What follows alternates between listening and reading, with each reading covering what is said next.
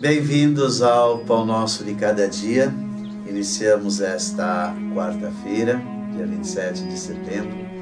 E o dia 27 é conhecido como o dia de celebrarmos a importância de São Vicente de Paulo na vida da Igreja de todos os tempos, não só na França, mas em todos os tempos, até os dias de hoje.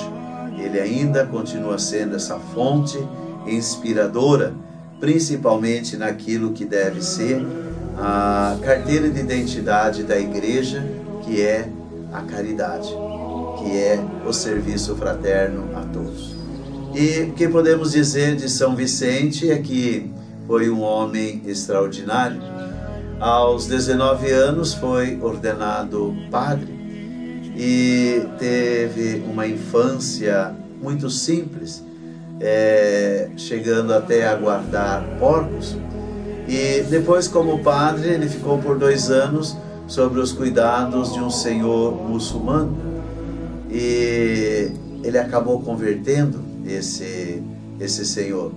E nessa conversão foi onde ele conseguiu a liberdade. E com isso ele conseguiu a admiração de muitas pessoas importantes, mas o que ele gostava mesmo era de cuidar, era dos pobres, e os desfavorecidos, os marginalizados. Então, mesmo que pela façanha de converter um muçulmano, ele foi considerado, ficou sendo bem visto nesse meio de pessoas importantes, mas não era bem a sua praia, não era bem o que ele gostava.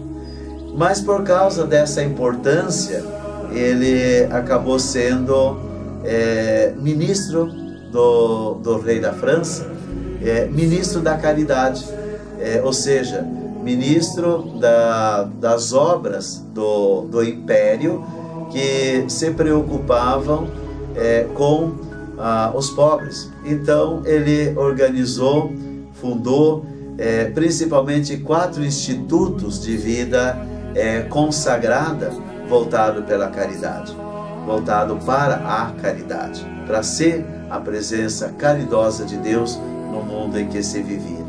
E é claro que essa missão de Vicente foi para dar continuidade àquilo que foi a missão do próprio Cristo, porque essa era a opção preferencial de Cristo, não exclusiva, mas preferencial.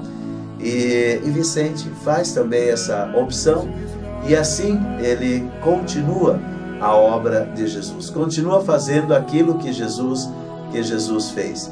E no Evangelho nós encontramos justamente isso, os 12 apóstolos que são convocados e enviados em missão. E esses devem anunciar a chegada do reino, principalmente curando os necessitados, sendo a cura de que eles precisam. Então nós entendemos que a missão não é só de Jesus, e assim ninguém pode dizer que ele fazia o que fazia porque era Deus, que ele fazia e acontecia porque ele era poderoso.